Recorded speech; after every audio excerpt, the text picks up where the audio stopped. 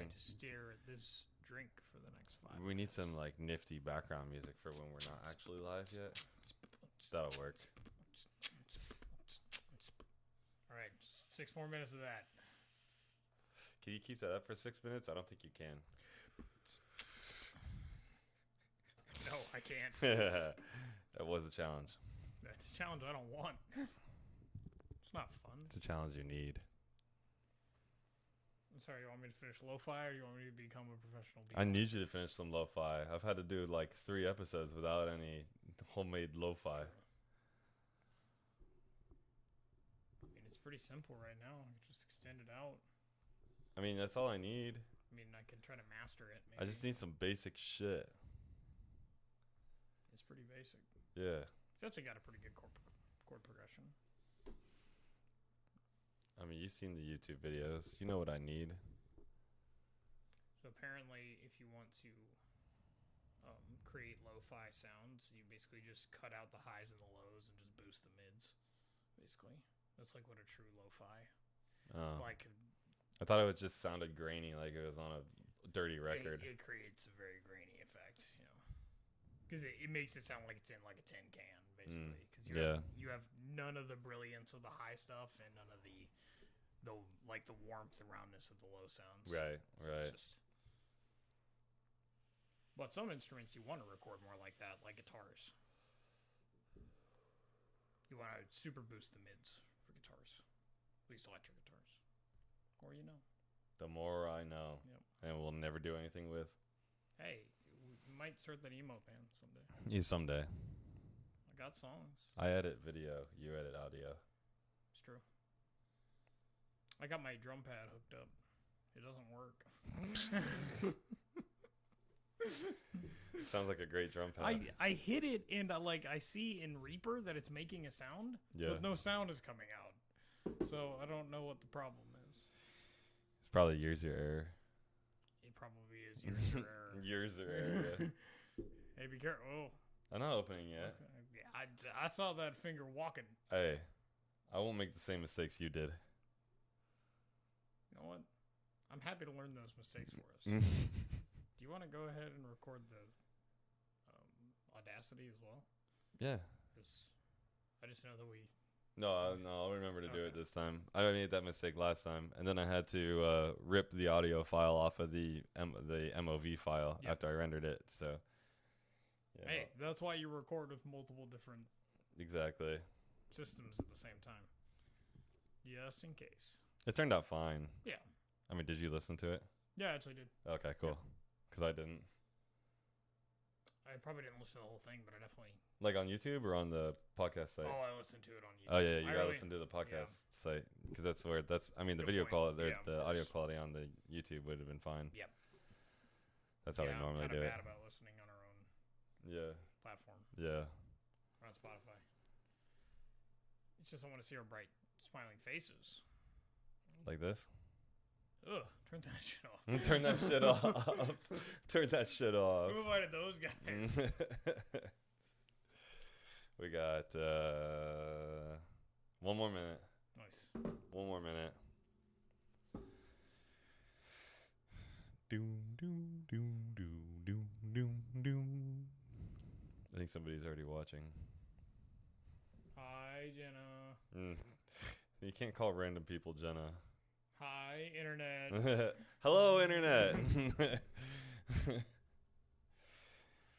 Jenna, when do we have an appointment? That's a good question. I think it's... I don't make appointments in advance, though. Yeah.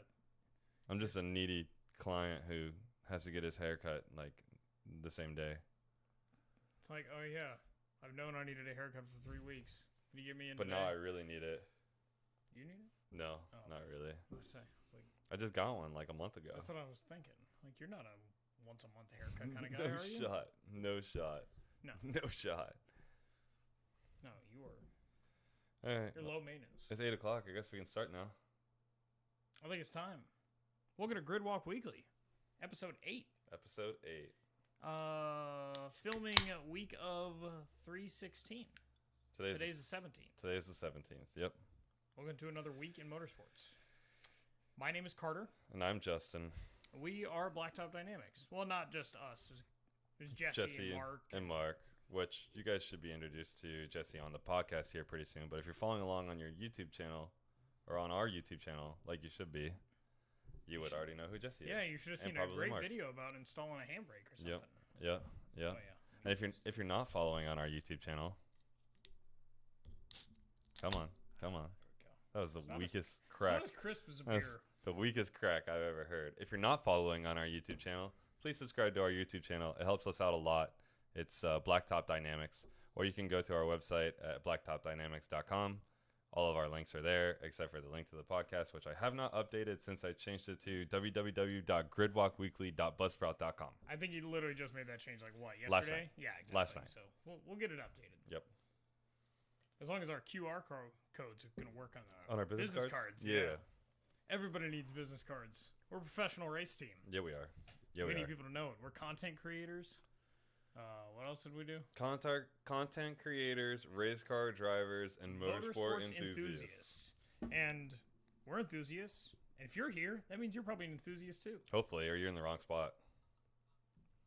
Yeah, this probably wouldn't be the most interesting thing. I mean, I like to think we're pretty interesting, but at the same time, you gotta love motorsports. Except for Jenna.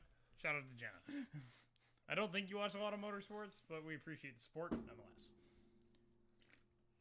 So this was a pretty cool week, actually. There's actually a lot going on this week. Yeah, it was actually really nice to put together the notes last night. We're finally starting to get to the point where we're going to have a lot of motorsports to talk about, and it's getting pretty exciting here. Not a lot of true racing over the weekend, but definitely some. It's like cool a tease. Stuff. It's like it a tease. It was definitely a tease, especially for a particular series. If you guys are citizens of the world when it comes to motorsports,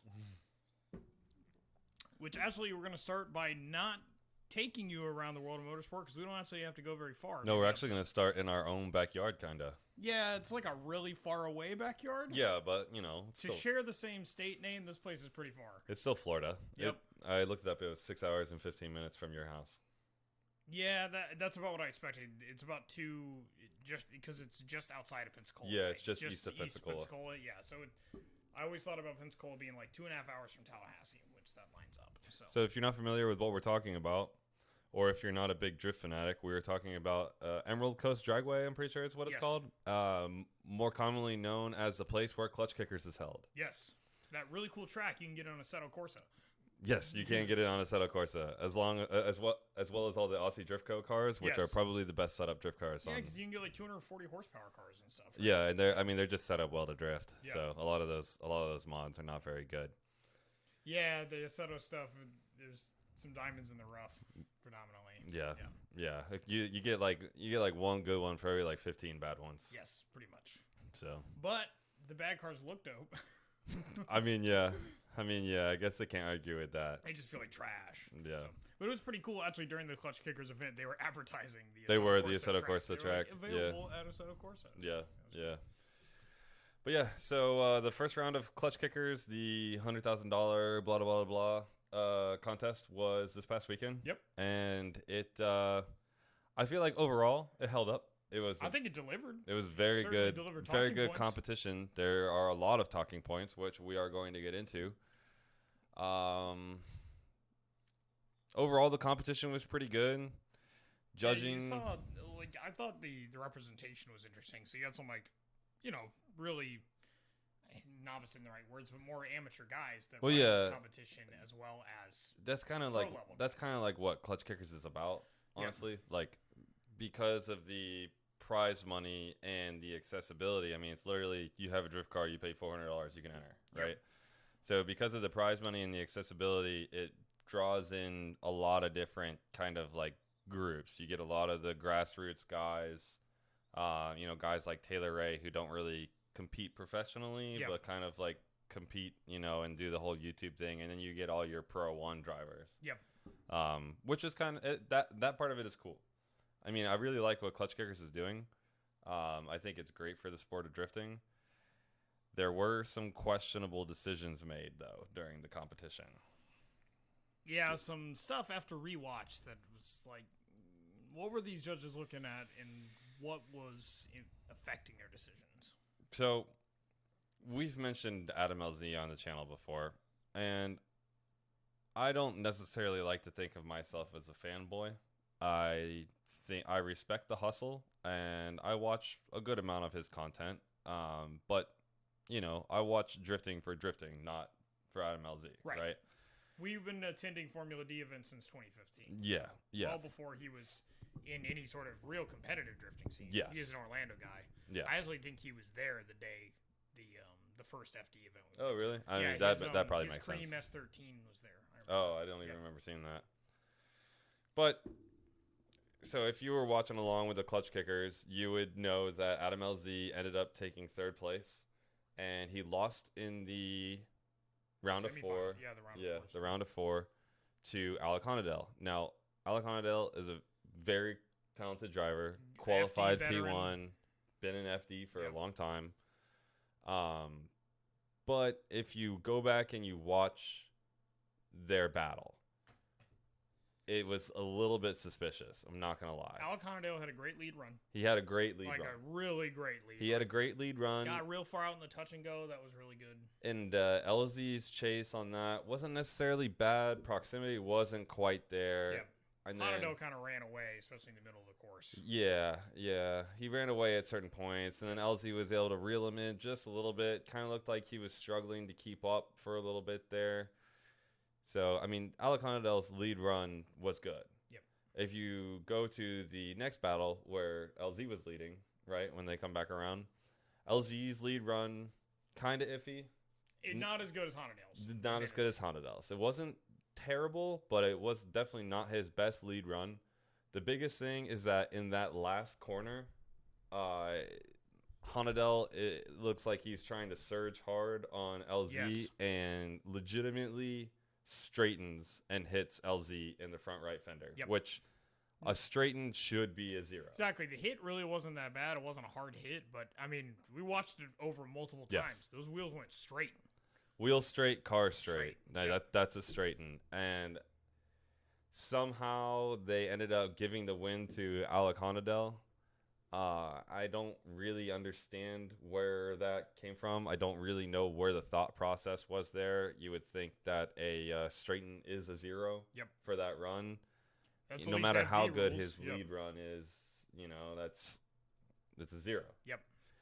So I was a little bit upset about that. Like I said, not because I'm an LZ fanboy, but because I feel like LZ actually did deserve that one. Yep.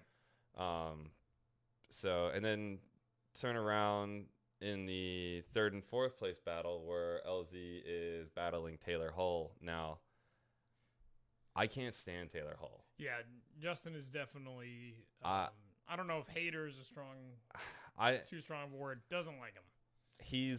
There's just something about him. He's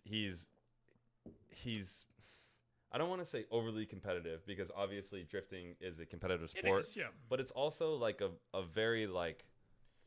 It undoubtedly will always be a little bit of a homie sport. Yes. It's a whole idea. Exactly. Because there's not big money in this sport. Exactly. So it's all guys that go out and do it for the love. So I feel like he takes it way too seriously. Not going to lie. I feel like he takes it way too seriously. And he has a bad track record of crashing into people. Just dive bombing into people. Yep. And that is exactly what happened. LZ smoked him off the line, was pulling away from him. He straightens after the second corner and then just comes in and basically dive bombs. Yeah, this wasn't the same little mini baby hit that Alec Honadell did. No, this was straight up. This was his bumper came off after hitting it. Yeah, it was pretty bad. And if you watch the footage back, I mean, it looks fairly purposeful. I mean, I'm not saying that he for sure did it on purpose, but it was like very careless. Yes. Yeah, it's like a very careless, very overly aggressive, very like last ditch kind of, I'm already going to lose this. Yep. So we're just going to fucking send it right into his door and see. It wasn't a full shunt, but he was not shunt averse. Yeah, no, it was pretty damn close to a full shunt. Mm-hmm. So that was kind of distasteful in my opinion, and you could see at the end in the reward ceremony. So obviously they did the second run. Adam LZ ended up winning, so he got third place. And you could see when they did the, what do you call it? The ceremonies at the end. Yeah, the awards are podium, whatever you want to call it. LZ wanted no business in talking to Taylor Hall after that. No business. He was not about it. So, but I mean, from everything that I've seen, LZ's too nice of a guy to come out and say anything about Taylor Hall. I mean, even if you watch his video after the competition. Yeah, it sucks, but at the same time, it's just like a motorsport incident to some degree. It's a part of... To some degree. Yeah, but the thing is Adam LZ still won. So he did. He still won that battle, which from like a competitive standpoint is what needed to happen. Yeah, but Taylor Hall managed to do a significant amount of damage to his... Yeah, I'll be interested to see what happened Pro to 1 car. But I mean, he was out there with his Pro 1 car too. So yeah, he was. Yeah, he was. So yeah, it sucks, but he has a little bit of time before the FD season. That's coming up early next month, though, right? Yeah, April. I think it's middle of April, though. Is it early April? I don't know. We'll have to look that up. We'll get back to you on that. Yeah. It's usually the first rounds are in either early April or late March, because it used to always be with the Grand Prix of Long Beach, right?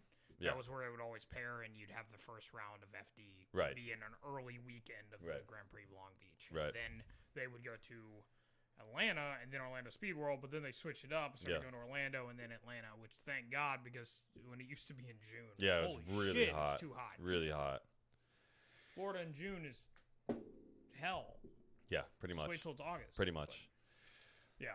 But overall, the Klutch Kickers competition was definitely entertaining. It pretty much always holds up competition-wise. It's really cool to see the guys with the garage-built cars go up against the guys with the pro-built cars. So Alec Ondadell took first place in P1 qualifying. Dustin Miles, great driver, did really well. Took second. LZ took third. Hull took fourth. And Ben Julian actually ended up taking fifth, which I thought was really cool. That was really cool. Yeah.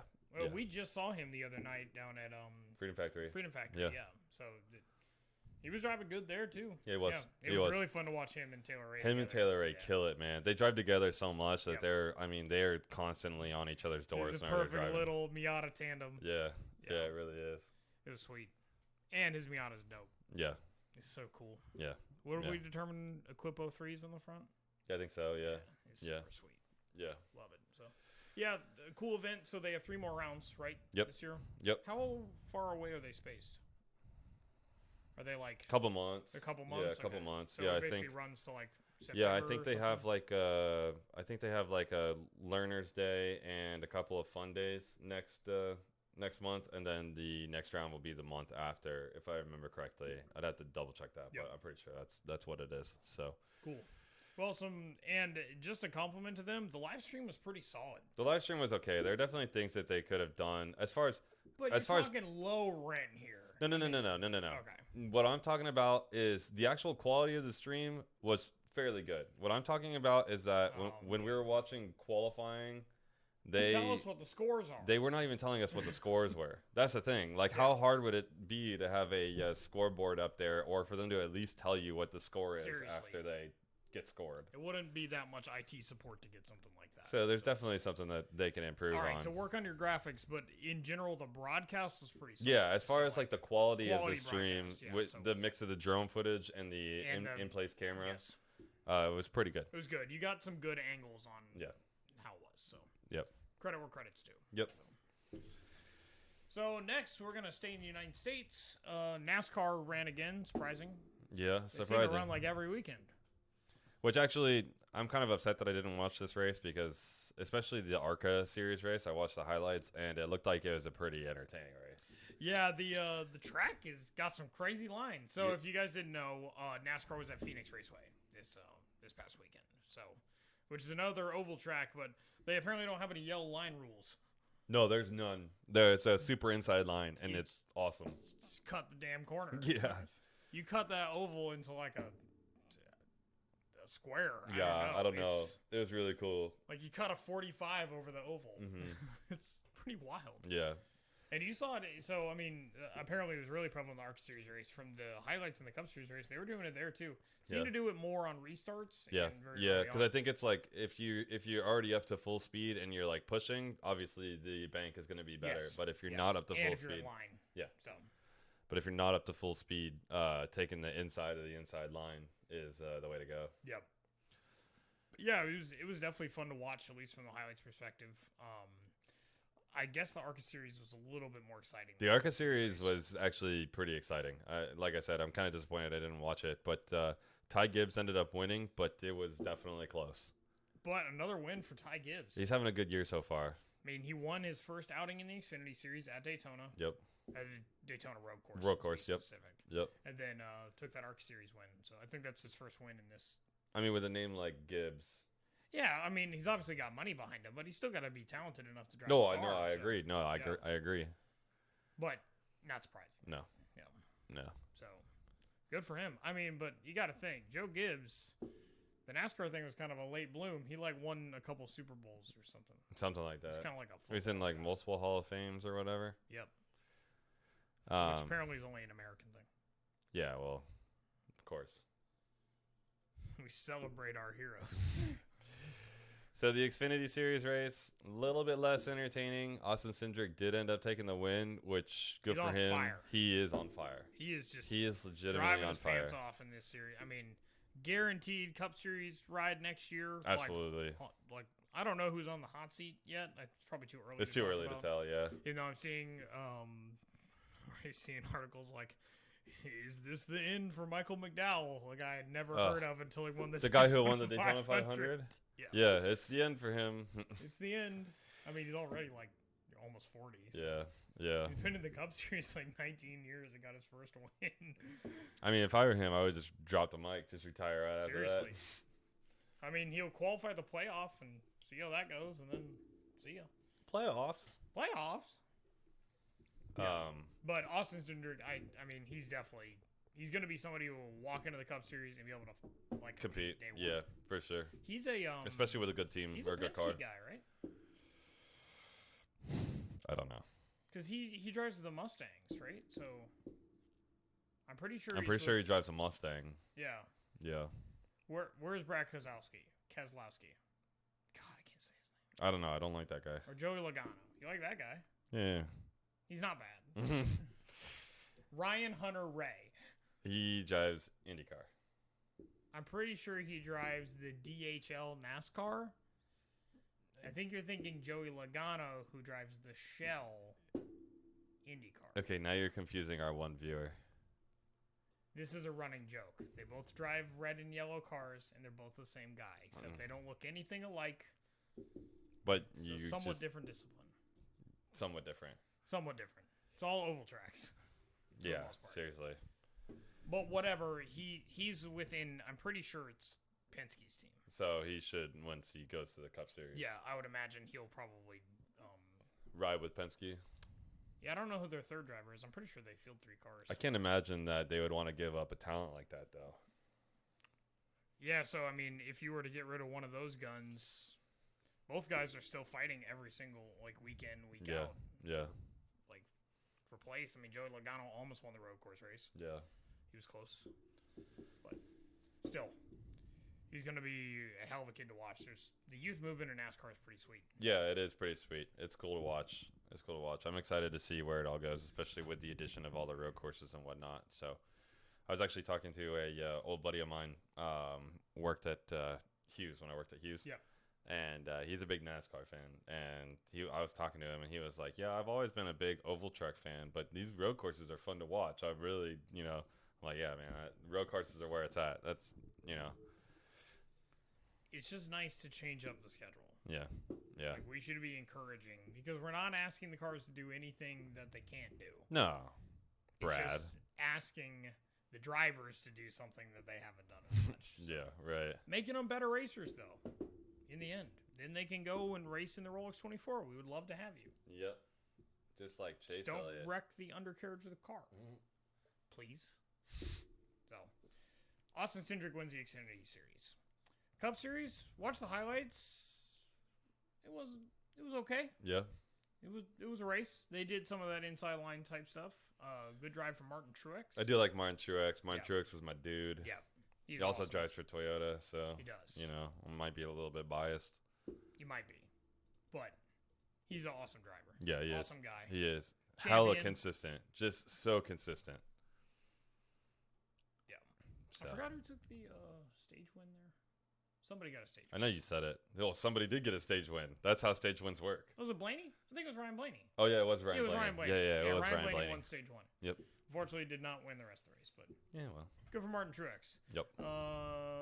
Not sure where NASCAR is next weekend. I'm not sure. Somewhere, but I'm not worried about them next weekend. No, because we've got something bigger to worry about next weekend. We'll get to that. So, the most exciting thing in motorsport, though, was open wheel cars are back. Yep, F1 testing started last weekend. I know we kind of hinted at it on the last podcast. Yep. And I know Carter and I were both really looking forward to this. So what was different this year, if you weren't aware, just because of a bit of COVID-19 restrictions and wanting to keep teams a little bit more in a bubble, they ended up moving testing, which normally takes at the Circuit de Catalunya, Barcelona, to the Bahrain circuit. Right. So, because that's where they're actually having their first Grand Prix. Yep. Since the Australian Grand Prix got moved to November, right? Yeah. Yep. So the Australian Grand Prix is normally your season opener. It's moved to November. So they're starting in Bahrain, so they did their testing there as well. And it ended up being a really interesting test weekend. And I would say, at least from my perspective, a little bit unexpected. Results. I think that the results of the testing are encouraging for this year, but I am not going to go out on a limb and say that yet that it's going to be much different from last year. I'm not ready to say that yet because I'm not convinced that Mercedes is not sandbagging a little bit. I'm not convinced that they're not. Yeah, the only thing I would say is that, and we'll get into the notes for each of the individual days, but the problems Mercedes had, there was like one true mechanical issue they had. It was a gearbox issue. Day one was a gearbox issue.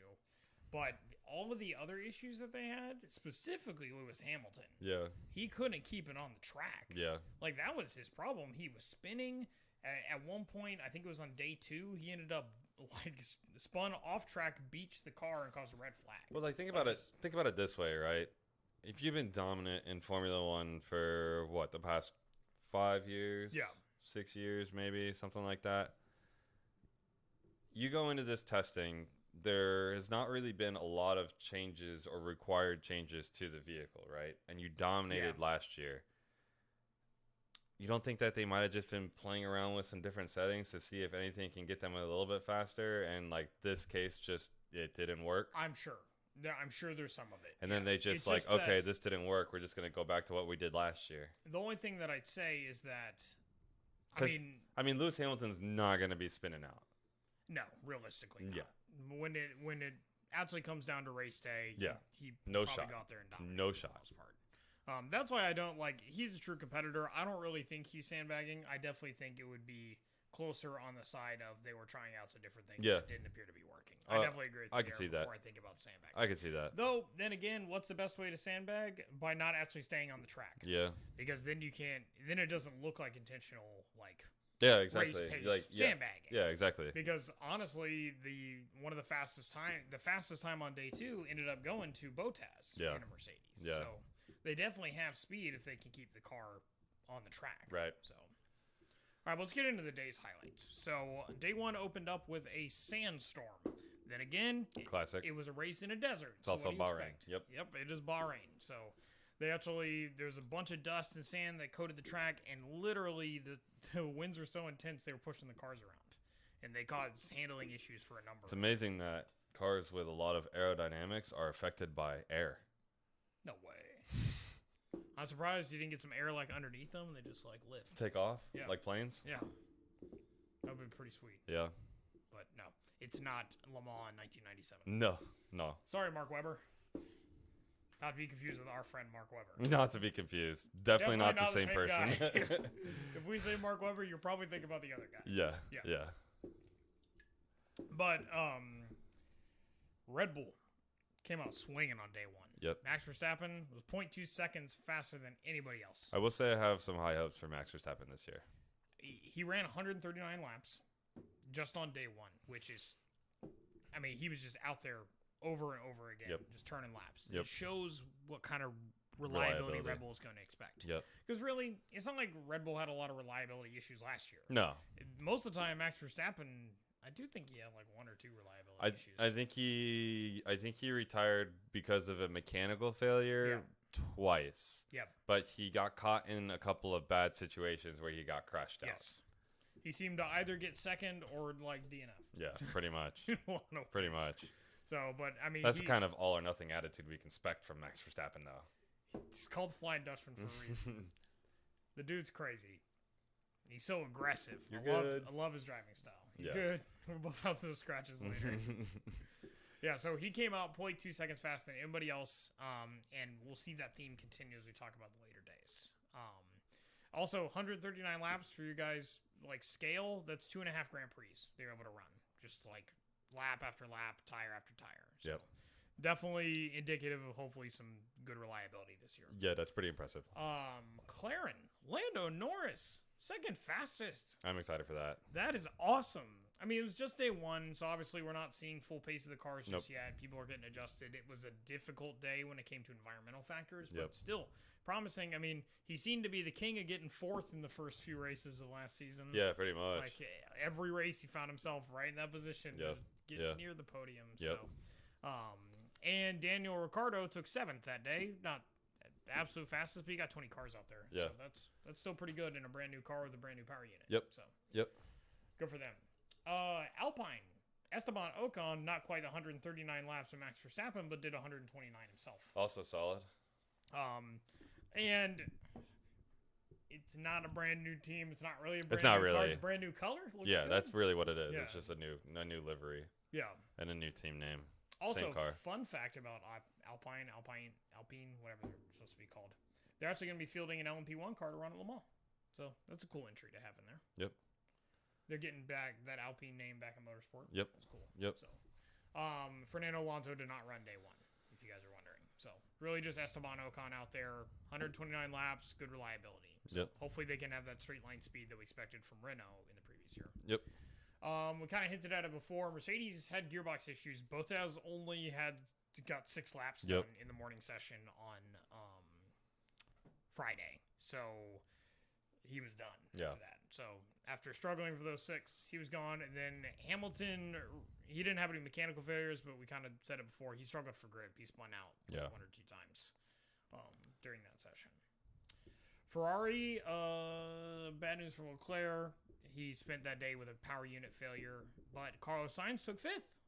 So I am excited to see what Ferrari can put together this year. Not that I'm a big Ferrari fan, but I do like Leclerc. Yeah. So I like Carlos Sainz too. I think he's really talented. Yeah. You just have to see he's just never really been in a car that he could be. I mean, other than fighting for a podium. Yeah. You know, in a lot of cases when he was at McLaren. So, yeah. I think and we'll continue as we get through the notes. We'll be able to see a pattern of success for Sainz. So. Yeah.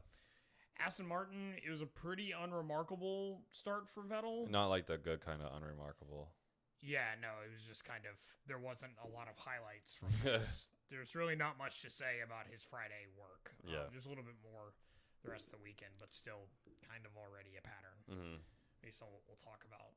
But Stroll took 4th fastest. Yep. So Aston Martin with that Mercedes power unit, they were already fast last year. It looks like they've retained some of that. Yeah, I would imagine that they'll be probably as good as they were last year. Yep. Car looks awesome. I do, when I look at it, get a little bit confused sometimes. I know the Mercedes looks different, but for some reason, whenever I see it, I still think Mercedes for some reason. Oh, really? Yeah, I don't know why. I think it's the old Petronas green that used to appear on a lot of the cars, even though they were more like silver and then they had the green. Yeah. So, but I still think the car looks excellent. I think the car looks really good. With the like pink lettering and stuff. Yeah, pink outline lettering for the sponsor. Yeah. Pretty cool looking stuff. So, but good for Stroll. Yep. 4th fastest. Proving that he's not just a pay driver that daddy bought the team. No, yeah, no. I mean, we talked about this. He drove pretty well last year. I was very impressed with. Very good. I mean, other than Checo got a win, but we saw Stroll on the podium and he was in competition a lot. Yep. He had some mechanical failures and stuff. Yeah. But speaking of pay drivers where daddy bought the team, mostly, Haas was looking like Haas. They started off with gearbox issues for Mick Schumacher. He was only able to complete 15 laps on Friday, but it's okay because Nikita Mazepin went out there and completed a very healthy 17 laps. Hashtag not my team. I'm glad that they're probably going to be sold to the Russian chemical company that already basically owns them right now, because I'm sure Gene Haas doesn't want his name on those cars anymore. No shot. Yeah. I mean, this was just day one. Basically, I mean, 2 brand new drivers. It's probably about the same car as last year, but still. Not starting off really great, at least for day one of testing. No. But they did better than Bottas. He only got 6. Low bars here. Low bars. All right, AlphaTauri. In day one, both drivers in the top 10. Gasly was quicker than new rookie Yuki Tsunoda. Yeah. Sorry, new rookie was redundant. That was redundant. Yep. That was redundant. New to their team, rookie driver Yuki Tsunoda. But there seems to be a lot of buzz around AlphaTauri this year, and the results will support that. To be honest, as we move to the next days. Alfa Romeo, Giovinazzi, 131 laps. Took 6th fastest. That's impressive. So we're gonna have to apologize because we gave Giovinazzi some crap. I don't remember exactly what was said. Well, we were talking about like drivers that are worse than Albon. Yeah, because you were not being very kind to Albon. I was not. Yeah, and we're like, Giovinazzi, but Giovinazzi ran really good all weekend. It started off, I mean, when Alfa Romeo was taking 6th fastest, that's pretty promising. Yeah. And also, I was still just surprised. I knew that he hadn't been removed from the team, but Kimi's still in F1. 41 years old, people. You're old, bro. Yep, he's old, but Iceman's still out there being icy. Being icy.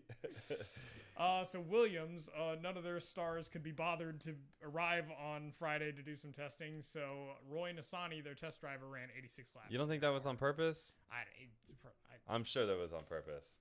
It was probably so they had more time on Friday or Saturday and Sunday, because I do think it was time based. How long you could be out there. Yeah. Because there were morning and afternoon sessions. Yeah. So I think you could only have so much time in each. So. Yeah, that makes sense. Yeah. So those are the highlights of day one. I do think the weather probably played into a little bit of the slow pace and stuff. Yeah. So day 2 and day 3 were much more clear days. Yep. So they were probably more representative of what we'll see in the season's race. Scroll back up. All right, so day 2. We'll start off with Ferrari. Carlos Sainz had a huge drift moment. It was pretty sweet. Nice. Probably not.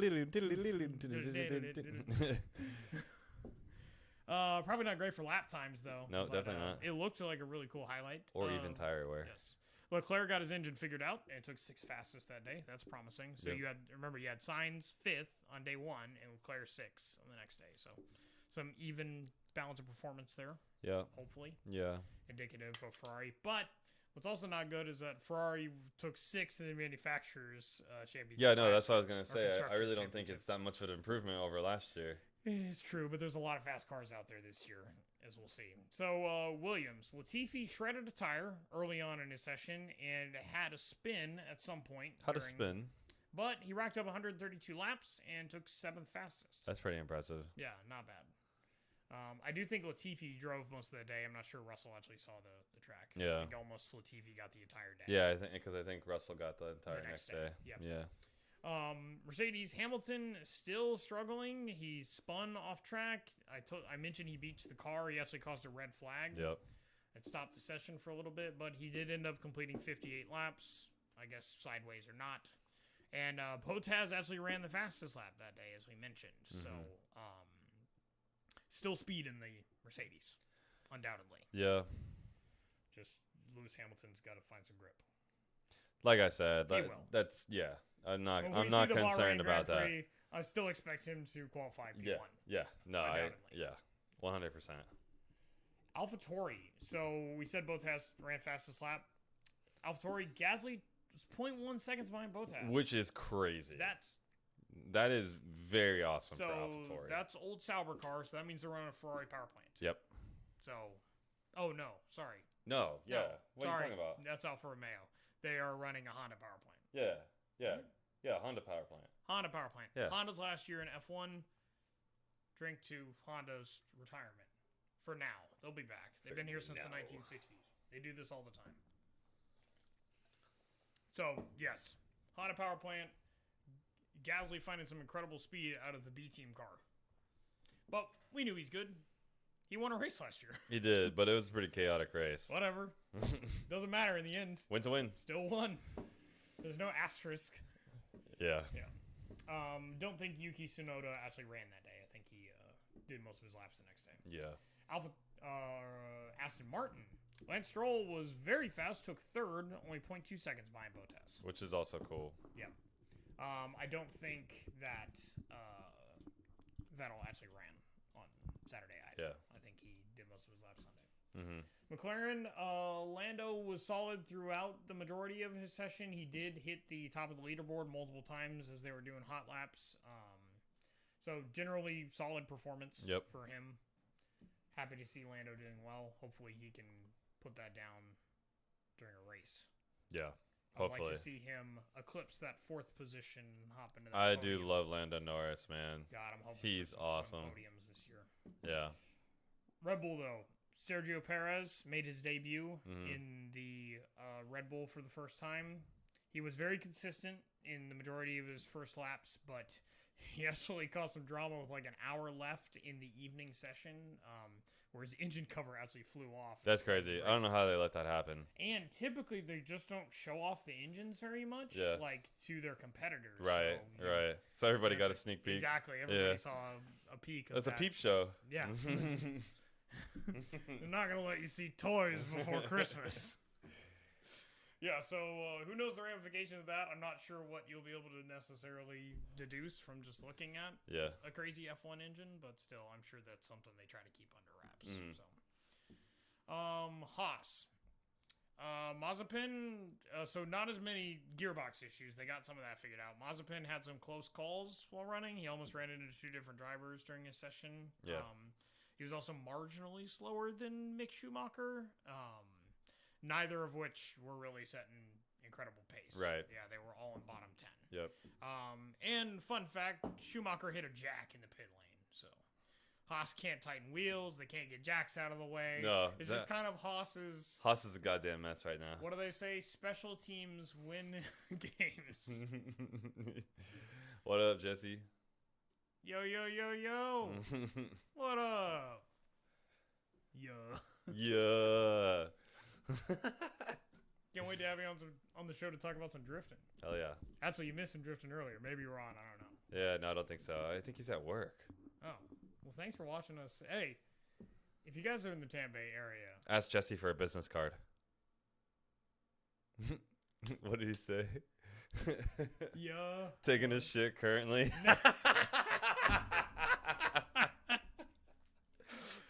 All right, you're taking a long one. Let's make it a 50-minute break. Oh, that's awesome. Yeah, at work. What did he say? Oh, we're slammed. Damn. Dang. No, that sucks. Damn, bro. Hand out some business cards. I don't blame you for taking out I mean, they did get delivered today, right? No, they did not. Did you tell him we ordered business cards? Yeah, I sent him the pictures. Good. Yeah. It was his idea, for the record. It was his idea. Yep. Thanks, Jesse. I scoffed at first until I saw the first. He did. For sure. He's like, why would we need that? Why can't you just take out your phone? And then I saw it and told him to buy them. What did he say? Making money. What did he say? Oh, making money for that angle kit. Hell yeah. Hell I want to yeah. see Jesse on track. Yeah. I want to see the van be a support vehicle. Yeah. I'm just saying, if we do crazy modifications of the van, we can still use it as a support vehicle, right? Of course. Okay. Just because it's on its nuts doesn't mean it can't carry tools. Gonna hold the tires? Yeah. I'm just saying we got the basket. About to get these followers. Hell yeah. I'm about to hand out these followers. Yeah, right. Exactly. All right. So, Haas was normal crap Haas. Yeah, Haas sucks. Alpine, Fernando Alonso made his debut.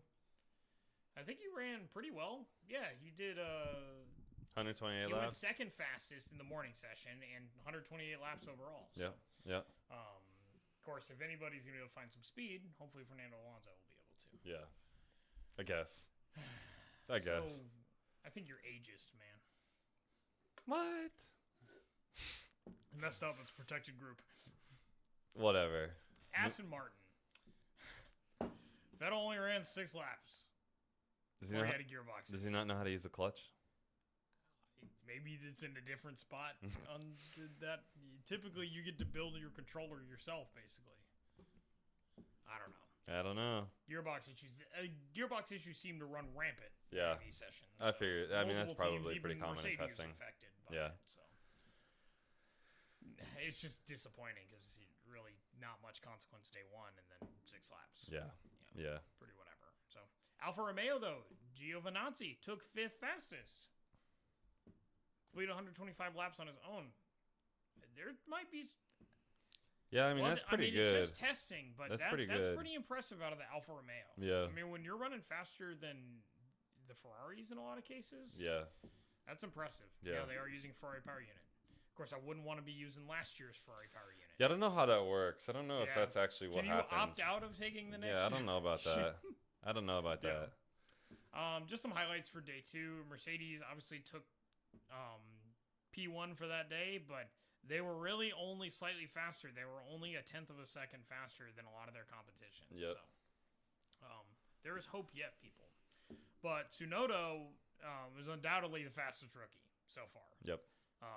Schumacher and Mazepin have been somewhat disappointing, but that's not even just to say like on like a scale that Tsunoda is just the best of a bunch of crappy guys. Because in day 3, Yuki Tsunoda actually took the 2nd fastest time. That's 2 different days that AlphaTauri took 2nd. Well, that's pretty impressive. Now Red Bull didn't take 2nd on or 1st in day 1. No. But, no.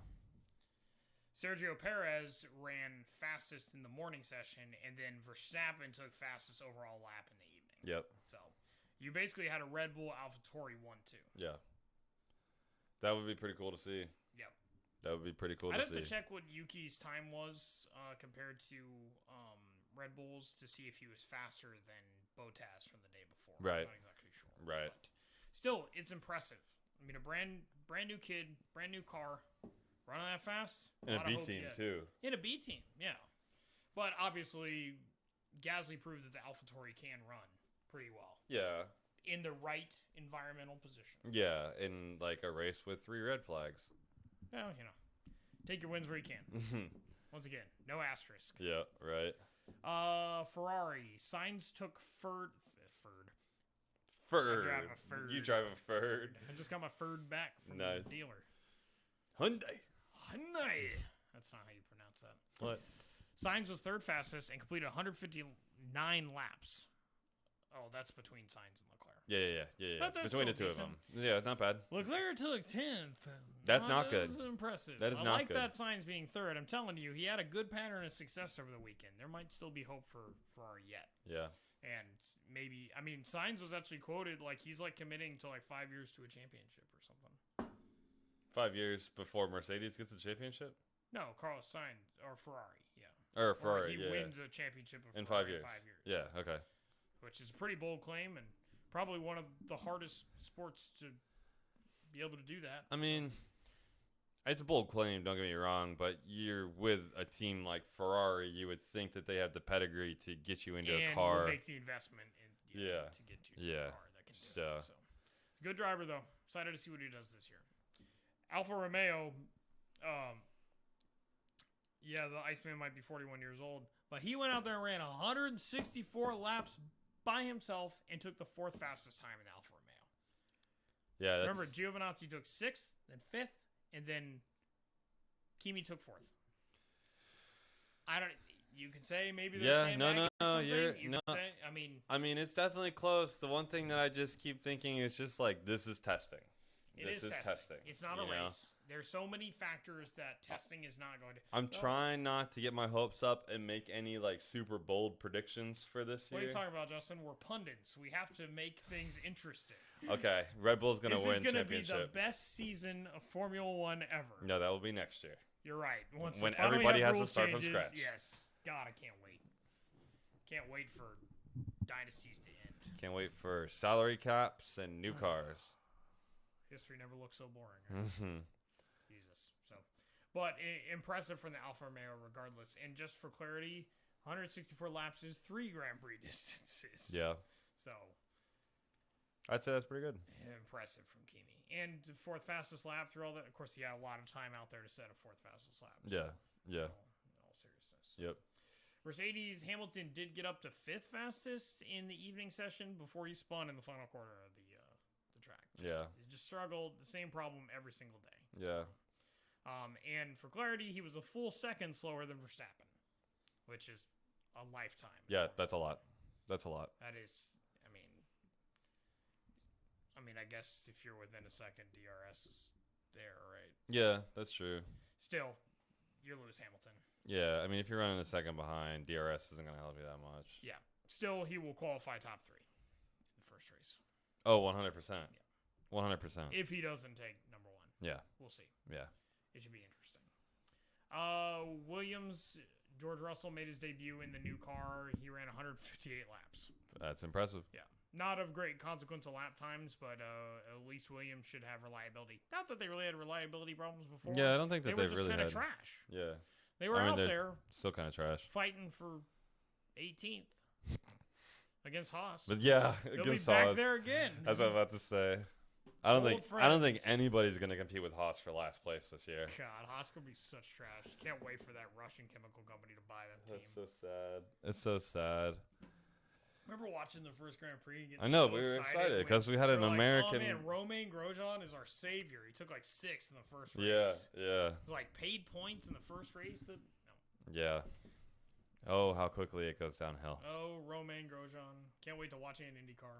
Yeah. Specifically road courses. So, McLaren Ricciardo ran 7th. Pretty consistent spot for him at least. We'll have to see what he can do. Kind of disappointing, to be honest. Yeah. It's a new car, so. Yeah. Lando took 10th, so it was kind of like also disappointing for them. Ricciardo was consistent between day 1 and 3, though. Yeah. So. Yeah. But the cars had virtually no reliability issues at all. Which is definitely good.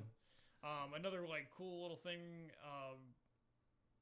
Daniel Ricciardo did. He gave a shout out to all the Australian fans on the radio because the day 3 of testing was actually supposed to be the weekend that the original Australian Grand Prix took place. So, yeah. As we said before, that'll take place in November. But a nice little shout out to all Aussie supporters. Yep. Alpine, Alonso took 9th. This means nothing to me. Well, I mean, just generally, it's just not. I mean, you're in the top 10. I guess you're paying points. Yeah.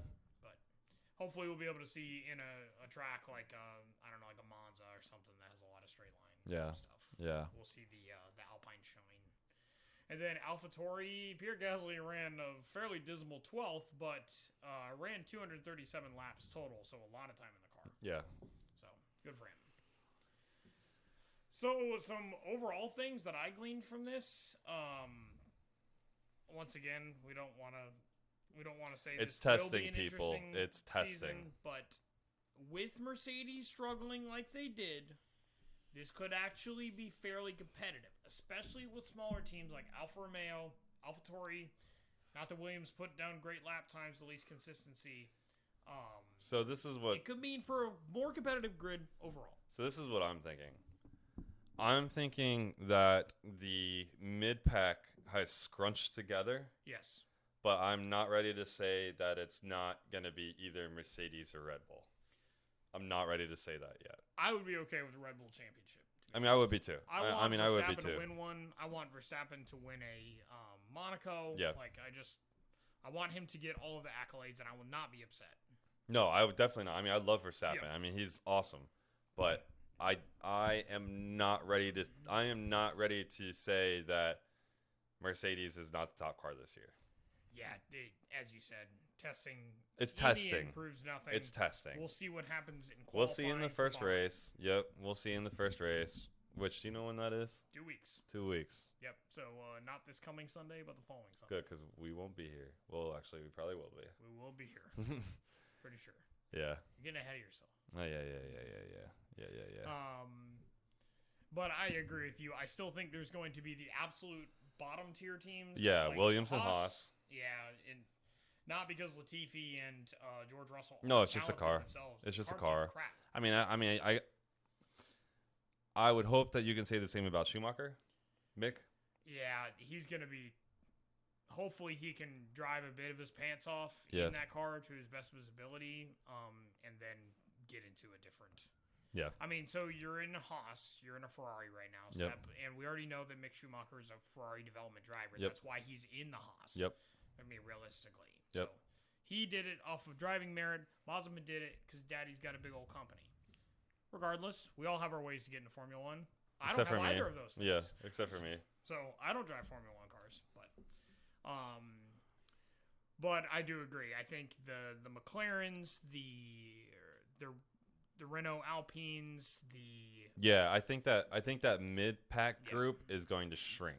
Yes. Or not shrink. The I gap is going to shrink. You're going to see a lot bigger competition, I think, for places 8 through 4. Yeah. On a race-to-race basis. I agree. And it's just going to be a mix of those Red Bulls and Mercedes probably for top 3. But I don't know. Maybe Ferrari's got the power unit thing figured out. So maybe Sainz can be up there and competing, Leclerc too. We'll see. I got hope. I don't. Not yet. We'll see what happens. Not that I'm a big Ferrari fan. I'm not a Ferrari fan. I couldn't stand Vettel in the years he was competitive. I would much rather see AlphaTauri taking 3rd every week. Absolutely. Yeah. I mean, that's what I'm rooting for. I don't mind the changing of the guard. Yeah. I really want a changing of the guard. Yeah. For Formula One, anyways. Yeah. But generally, it should be at least a little bit more competitive in the mid-pack. Yeah. Whether or not the podiums look much different. I think that's the biggest takeaway that I got, like my overall impression from testing. Yeah. Is I still think Mercedes has the best car. Yeah. A couple of bad days in testing is not enough evidence to supplant 6 years of dominance, right? Yeah, or however long it's been. Not much has really changed from the previous year's car. But I do think that the mid-pack teams like Alpine, Aston Martin, AlphaTauri, Alfa Romeo, whatever it is now, that gap is going to get a lot smaller. I just think Alfa Romeo will be happy to hear that they are a mid-pack team. Yeah. Yeah. So that would have really put them in that bottom. Yeah, you're right. You're right. Maybe they're fighting for top 10. Yeah, you're right. You're right. You're right.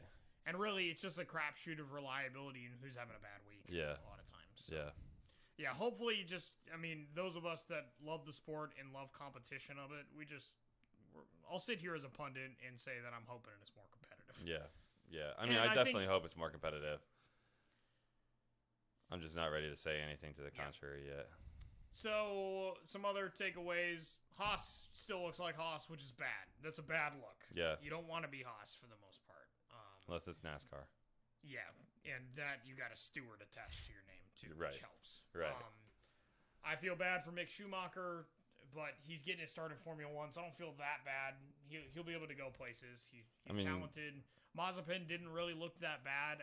Neither of were running very high, like when it comes to lap times, but maybe at least Haas can find some consistency and fix their special teams. Damn, that new fan on my computer is really loud. It is, yeah. Did you hear that? Yep. Sorry. Justin did some PC upgrading over the weekend. I did. If you check out my Instagram, it is dope.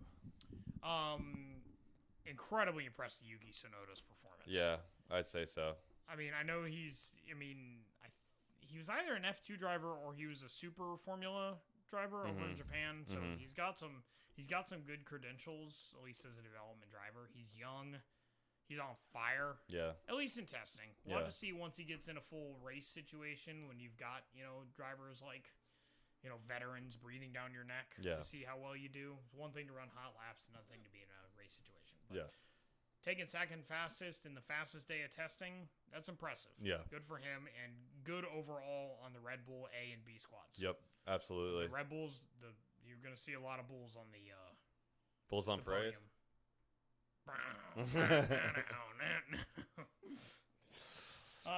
I was more impressed with Raikkonen than Alonso, but it really doesn't seem like age is keeping either of them down. You get to that age, you rely more on experience, and that is just as important, Absolutely. So, And Raikkonen was still running quick, and I'm still not a huge fan of Alonso. Yeah, we'll see how he runs in race pace, but qualifying was pretty whatever. Yeah. Or sorry, testing was pretty whatever. Yeah. So, do you think Ferrari could compete for top 3? No. This year? Still don't think so? No. Signs did look promising. No. I don't think so. I really don't think so. I think that it takes more than a COVID year to make up for the lack of pace that they had last year. I don't think that that's something that I don't think they can bridge that gap. And with some of the showings of some of these other teams out there, I don't think they can consistently run third. I really don't. I think it takes more than a few months of an off season to figure out such a substantial pace gap. I agree with you there. I think it's probably a bit. And it's nothing against Leclerc or Sainz because I like both of them as drivers. I don't think it's possible to bridge that gap so quickly. Yeah. I think they'll do better than 6th this year overall. I'm hoping they find some more consistency. So I think they have a shot at being in the 4th. Maybe they end up with a podium here or there. I would not be surprised if they ended up with a podium here or there, but I would not put them much higher than 5th. Who do you think? I mean, obviously we've got Mercedes and Red Bull as a clear number 1 and 2. Yeah, I guess overall constructor probably. Because I'm not ready to go out and say that I think that. Yeah, because I mean, I guess the same thing Aston applies Martin for. Is a clear number 3. Yeah. I don't think that's necessarily true, at least based off of testing. We'll see after race 1. But I mean, Vettel was. I mean, he had some mechanical issues, but overall, his driving was just not that impressive. I am very excited to see what AlphaTauri does. Yeah. I think they're the big wild card this year. I think they're the ones who can make the biggest improvement. But can they win a race? We'll see. We'll have to see. So, yeah, it should be interesting to see what develops with Ferrari. And then we're kind of hinting at it. Do you agree with ESPN.com that says that Red Bull is the favorite going into the first race? No. So I just, like I said, I don't think that 3 days of testing is enough information to supplant however many years of dominance. True. I don't think so. However, this is the first year that Formula 1 testing is happening at the same place that that's a good point. The first Grand Prix is going to happen. That is a good point. So it's probably a little bit better indicator. Laps. Yeah. It's probably a better indicator. At least from a qualifying perspective, because you're out there for the most part. I could see that. I could see that. I would say for the first race, maybe, but I'm not willing to say that they are favorite for Constructors' Champ. I've been of the firm opinion that if Max Verstappen is in a Mercedes, Hamilton would not win nearly as many races as he does. No shot. Because I really just, I mean, how many seconds in a row did he take? And it's just because the car is not as good. Yeah. So I think if Red Bull's starting to close that gap, amazingly, we'll see. Yeah. They've got a good shot. Yeah. There was some quote in that article that was like, Red Bull is looking the best in preseason that it ever has. Yeah. Since Red Bull's existed. Yeah. Is basically what the quote was. So it should be interesting. I'm excited, if nothing else, for some greater competition. I'm hoping that you're not going to see as many runaway races. I think it will be more exciting than last year. Yeah. Last year was, other than just loving the ritual, it was just not a fun product. Yeah, I mean, you were just basically wishing for chaos every single time they got on the track. So Everybody was Team Chaos. Yeah. Which is not a badge. I want to have some allegiance. Yeah. But it's not to my American team, I can tell you that much. You mean your Russian team? Well, it's all red, white, and blue, right? It is not the same. Not the same. It is not the same. So I think that beats the dead horse of Formula 1. Yes, if you can't tell, we're pretty excited for Formula 1. It's coming back alive. Yeah. So 2 weeks, we'll have a full race to talk about. We can hit on qualifying. We'll have a lot more pundit opinions, hot takes. Yep. Once that time comes. I think the first race will give us a much better picture of what everybody's actually going to look like. Yeah, absolutely. As you said, still just testing. It's still just testing. But I had fun watching it. Yeah. So yeah. Glad to see Formula 1 back on the air. Yep. So, man, that's pretty much it for motorsports, right? I think you're missing something. There's not. What would I have missed? Something upcoming? Australian supercars? Actually, they did not have a race. I would know. I'm a follower, subscribe to their channel. Yeah, right. For $5 a month. You're welcome. No. Technical difficulties. Oh, apparently. What were you saying? Well, I just feel like, man, there's something big going on that I'm just blanking out on. I feel like we would talk about it. I guess, I guess if we think about it, we can always get back to you guys. I guess so. I feel like there's another American motorsport that's something significant's happening. I don't know, but I think we're out of time for today to talk about it. Yeah, so we definitely are.